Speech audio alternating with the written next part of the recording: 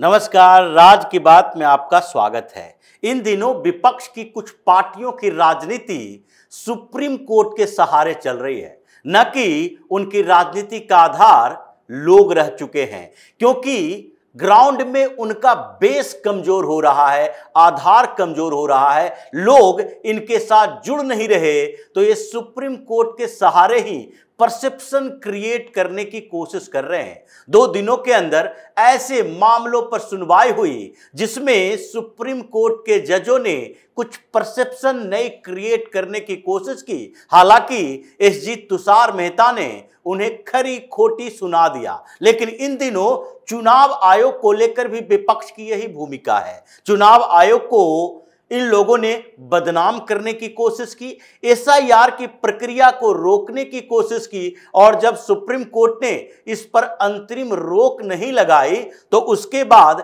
एक आंशिक सजेशन को इन लोगों ने जीत में तब्दील करने की तैयारी की और कोशिश की कि ये मामला आगे भी न बढ़े, मतलब बिहार के बाद आगे के स्टेट में न जाए। लेकिन इन लोगों ने जिस बात के लिए जीत का जश्न मनाया था, चुनाव आयोग ने 4 दिन के अंदर ही उस जश्न को मातम में बदल दिया, क्योंकि एफिडेविट देना था चुनाव आयोग को सुप्रीम कोर्ट के अंदर। आगे 28 जुलाई को जो सुनवाई होगी, उससे पहले चुनाव आयोग को बताना था सुप्रीम कोर्ट में कि एसआईआर की प्रक्रिया क्यों जरूरी है, क्या क्या हो रहा है, कैसे हो रहा है, और उसमें डॉक्यूमेंट्स का क्या महत्व है। जो सजेशन सुप्रीम कोर्ट के जजों ने दिया था कि नहीं, ये 3 डॉक्यूमेंट्स जिसके ऊपर चर्चा हो रही है, विपक्ष की मांग है, और 4 वकील, अभिषेक मनु सिंघवी, कपिल सिब्बल, गोपाल नारायण और फरसाद, ये सारे के सारे जो वहां बोल रहे थे कि नहीं नहीं, ये डॉक्यूमेंट्स पूरा नहीं है। इसके अलावा जिन डॉक्यूमेंट्स की चर्चा हो रही है उसमें भी इंक्लूड किया जाना चाहिए, मतलब राशन कार्ड को वैलिड डॉक्यूमेंट माना जाना चाहिए, आधार कार्ड को वैलिड डॉक्यूमेंट माना जाना चाहिए, और उसके साथ जोड़ा जाना चाहिए पहले के वोटर आईडी को। यानी ये 3 डॉक्यूमेंट्स भी उसमें इंक्लूड कर दें, जो 11 डॉक्यूमेंट्स के लिस्ट चुनाव आयोग ने सौंपे हैं उसमें। तो उसके बाद एसआईआर की प्रक्रिया से कोई समस्या नहीं होगी। लेकिन चुनाव आयोग को सजेशन मिला था सुप्रीम कोर्ट की तरफ से कि इन 3 डॉक्यूमेंट्स को भी ऐड कर लिया जाए, और उसी को जीत मान रहे थे। जब इंडी अलायंस की बैठक हुई तो उसमें भी यही बात कही गई। विपक्ष के जिन पार्टियों ने, यानी 10 पार्टियों ने चुनाव आयोग के खिलाफ जो याचिका दायर की थी, उसके बाद 2 ऑर्गेनाइजेशन जो कि अपने आप को एनजीओ कहता है, सोशल एक्टिविज्म करने वाला कहता है, इन लोगों ने भी याचिका दायर की थी। इन सब लोगों ने कहा था कि हम तो यही चाहते थे, क्योंकि चुनाव आयोग आधार कार्ड को वैलिड डॉक्यूमेंट्स नहीं मान रहा था, वोटर आईडी कार्ड को वैलिड डॉक्यूमेंट नहीं मान रहा था, और न राशन कार्ड को वैलिड डॉक्यूमेंट मान रहा था, तो हम लोगों ने ऐड करवा दिया। लेकिन ये सुप्रीम कोर्ट का आदेश नहीं था, बल्कि एक सलाह थी, सजेशन दिया गया था कि आप इसे शामिल कर सकते हैं। और फिर एफिडेविट जो दायर किया गया, काउंटर एफिडेविट चुनाव आयोग ने दायर किया सुप्रीम कोर्ट में, उसमें सीधे तौर पर कह दिया ये तीनों डॉक्यूमेंट्स एसआईआर की प्रक्रिया में शामिल नहीं होगी, न बिहार में, न ही आगे पश्चिम बंगाल में, न ही तमिलनाडु में, न झारखंड में, न किसी और स्टेट में। जैसे असम में भी चुनाव होना है तो वहां भी इसे वैलिड डॉक्यूमेंट नहीं माना जाएगा, क्योंकि ये सवाल नागरिकता और वोट देने के अधिकार को लेकर है। और इसके लिए तर्क दिए गए कि जैसे आप राशन कार्ड की बात करते हो, सरकार के उस खुलासे की बात की गई जिसमें पिछले साल ही सरकार की तरफ से कहा गया था कि राशन कार्ड वैसा डॉक्यूमेंट है जिसमें सबसे ज्यादा फर्जीवाड़ा हुआ है। 4 करोड़ से ज्यादा फर्जी राशन कार्ड बनाए गए हैं। अब फर्जी राशन कार्ड अगर 4 करोड़ से ज्यादा बनाए गए हैं तो ये वोटर भी 4 करोड़ से ज्यादा फर्जी किन 3-4 राज्यों में बनाए गए हैं। इसलिए जब फर्जीवाड़े के सबूत इसमें मिल रहे हैं कि कैसे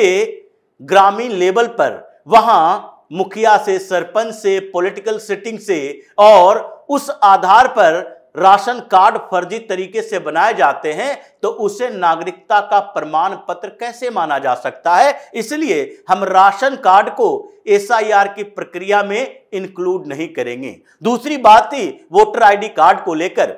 जब चुनाव पहचान पत्र बना था जिसमें फोटो आईडी लाए गए थे, उस समय से चुनाव आयोग ने कहा कि अभी तक जो इलेक्टोरल रोल बन रहे थे वो पहले के इलेक्टोरल रोल में थोड़े बहुत सुधार के साथ जारी कर दिए जाते थे, सघन अभियान नहीं चला था। 2003 के बाद बिहार में भी यह अभियान नहीं चला था, इसलिए पंचायत चुनाव में या फिर विधानसभा और लोकसभा के चुनाव में वो पिछले चुनाव जो होते थे उसके आधार पर वोटर लिस्ट में कुछ वोटर इंक्लूड किए जाते थे, कुछ एक्सक्लूड किए जाते रहे हैं, लेकिन सघन तरीके से यह अभियान नहीं चला, डॉक्यूमेंट्स नहीं मांगे गए, जिसके कारण वोटर की संख्या बढ़ी है और उसमें ज्यादातर फर्जी वोटर है। जैसे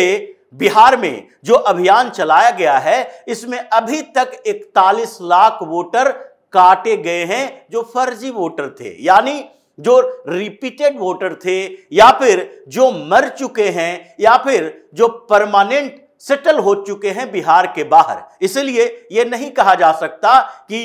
जो इस तरह का फर्जीवाड़ा वोटर लिस्ट में चल रहा है उसे वैसे ही छोड़ दे। अगर वोटर आईडी कार्ड देखेंगे तो जितने वोटर हैं उन सब के वोटर आईडी कार्ड हैं, जो मर गए हैं उसके वोटर आईडी कार्ड भी हैं। तो ऐसे में अगर उनके वोटर आईडी कार्ड से ही आगे उनका वोटर लिस्ट में नाम डाल दिया जाए तो ये संख्या तो कम होगी नहीं और फर्जी वोटिंग होता रहेगा। इसलिए वोटर आईडी कार्ड जो पहचान पत्र बना है उसको इंक्लूड नहीं किया जा सकता, वो भी नागरिकता का प्रमाण पत्र नहीं है। तीसरे स्तर पर आधार कार्ड की बात चल रही है और उसमें चुनाव आयोग ने सीधे तौर पर कहा कि आधार कार्ड जब भी बना है तो सरकार ने भी रिकॉग्नाइज नहीं किया इसे कि इसे किसी तरह से रेजिडेंशियल प्रूफ और साथ ही नागरिकता का प्रूफ माना जाए, क्योंकि इसमें भी फर्जीवाड़ा देखने को मिला है। आधार कार्ड में जिन डॉक्यूमेंट्स की जरूरत पड़ती है वो डॉक्यूमेंट्स अवेलेबल कराना बड़ी बात नहीं है। इसलिए अभी जरूरत है कि इस सघन अभियान को आगे बढ़ाया जाए और हम इन 3 डॉक्यूमेंट्स जिसकी सलाह आपने दी थी उसे हम इंक्लूड नहीं कर सकते और अभी लिस्ट आनी बाकी है। ये तो एफिडेविट की बात है जिससे सुप्रीम कोर्ट के जजों को हिला दिया है कि हमने सजेशन दिया था और उस सजेशन को मानने से चुनाव आयोग ने इनकार कर दिया। आगे सुनवाई होगी और आगे सुनवाई होगी तो इन लोगों की फिर से फजीहत होगी। इसलिए ये सुनवाई से ही भागने के चक्कर में कपिल सिब्बल और सिंघवी जैसे वकील बैठे हुए हैं, क्योंकि इनको लग रहा है कि जो फर्जीवाड़े जो दलीलें हमने दी थी वो सारा तो धराशायी हो गया, अब कोई दलील काम नहीं आने वाला। इसलिए बेइज्जत होने से बढ़िया है पीछे से रास्ते से निकल लो, क्योंकि अभी जो आगे के राज्यों की बात चल रही है उसमें पश्चिम बंगाल, जहां ममता बनर्जी चीख चीख के चिल्ला चिल्ला कर कह रही है कि नहीं हम तो अपने यहां एसआईआर लागू नहीं होने देंगे, चुनाव आयोग को भगा देंगे यहां से, लेकिन एसआईआर नहीं होगा। कैसे नहीं लागू करने दोगी? मतलब क्या आप अपने वोटर को, अपने कैडर को, अपने लोगों को कहोगे कि यहां पर आप डॉक्यूमेंट्स नहीं प्रोवाइड करें? अगर डॉक्यूमेंट्स नहीं दोगे तो उसके बाद नाम हट जाएगा और उसके बाद आगे की प्रक्रिया शुरू होगी। जो बैकडोर एनआरसी की बात की जा रही है वो प्रक्रिया भी चलती रहेगी, क्योंकि सुप्रीम कोर्ट ने भी तो बोला है कि इस मामले में नागरिकता छीनने का अधिकार आपको नहीं है और चुनाव आयोग ने भी ये माना है कि हम नागरिकता छीन नहीं रहे, लेकिन जो नागरिक नहीं है उसे वोटर लिस्ट में नाम नहीं होना चाहिए, उसे सुविधाएं वोट देने की नहीं मिलनी चाहिए। मेरा काम बस इतना तक सीमित है, लेकिन इस अभियान से यह तो पता चलेगा कि कितने लोग ऐसे हैं जो वोटर लिस्ट में नाम दर्ज करवाया हुआ था लेकिन उसके पास भारत की नागरिकता का प्रमाण पत्र नहीं है। तो आगे ये list ministry of home affairs के पास जाएगा और वहां से शुरू होगा कि आप अपनी नागरिकता साबित करो या फिर नागरिक नहीं रहोगे तो दूसरी सारी सरकारी सुविधाएं बंद होगी और यहां से डिपोर्ट करने की प्रक्रिया भी शुरू होगी, मतलब भगाया जाएगा। ममता बनर्जी की परेशानी अभी इसलिए है क्योंकि इनको लगने लगा है सुप्रीम कोर्ट से अब कोई राहत नहीं मिलने वाली, तो क्या करें, मौलानाओं के साथ मीटिंग करें। ये जिन लोगों के वोट के आधार पर जीतती रही और जहां करोड़ में फर्जी वोटर हैं, उन जगहों पर क्या किया जाएगा। ये अपने पूरे सरकारी मशीनरी का उपयोग यानी कि दुरुपयोग करने की कोशिश कर रही है। मौलानाओं के साथ मीटिंग इनकी इसी बात को लेकर है कि देखो 11 डॉक्यूमेंट जो चुनाव आयोग ने बिहार में दिए हैं उसका लिस्ट देख लो और उसके बाद उन डॉक्यूमेंट्स को बनाने की तैयारी करो। सरकारी अधिकारियों को मैनेज करना हमारा काम है, लेकिन अब ऐसा नहीं होगा क्योंकि सरकारी अधिकारियों को मैनेज तो कर लेंगे, लेकिन सेंट्रल गवर्नमेंट जो तरीके अपना रही है या चुनाव आयोग जो सोच रहा है, कोशिश कर रहा है कि कैसे कैसे डॉक्यूमेंट्स और कौन सा डेट लाइन तय करे, उससे तो ममता बनर्जी की परेशानी भी बढ़ेगी। और इसलिए उनको लगने लगा है कि जैसे ही 1.5 करोड़ वोटर कटेगा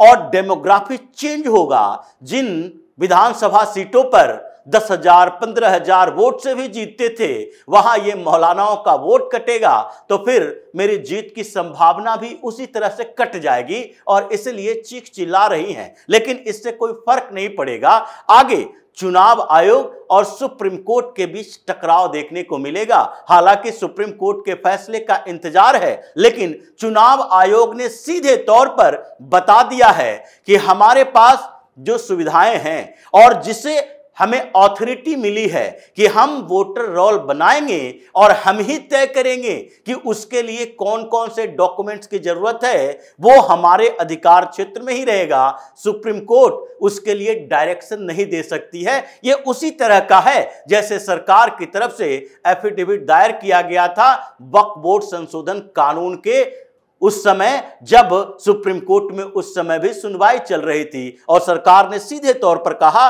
कानून बनाना हमारा काम है और कानून का रिव्यू करना आपका काम है, लेकिन रिव्यू करते समय आप एक एक प्रावधानों का रिव्यू करके ये नहीं कह सकते कि उसे ऐड कर दो, उसे हटा दो, बल्कि आप सीधे तौर पर यह कह सकते हैं कि ये पूरा कानून संवैधानिक है या नहीं है। उसी तरीके से इसमें भी चुनाव आयोग ने कहा है कि ये एसआईआर की प्रक्रिया संवैधानिक है या नहीं है, इस पर निर्णय तो सुप्रीम कोर्ट ले, लेकिन ये डॉक्यूमेंट्स कौन ऐड होंगे नहीं होंगे ये हमारे अथॉरिटी में आता है, इसलिए ये मेरे क्षेत्र के दायरे में है तो हम तय करेंगे, सुप्रीम कोर्ट तय नहीं कर सकता है और ये आगे भी होने वाला है। तो इसलिए आगे के स्टेट जहां पर चुनाव होने हैं, पश्चिम बंगाल उसमें सबसे पहले नंबर पर आता है, जहां पर सबसे बड़ी समस्या ममता बनर्जी की है कि ये 10-11 सालों से जो फर्जीवाड़ा करते रही है उस पर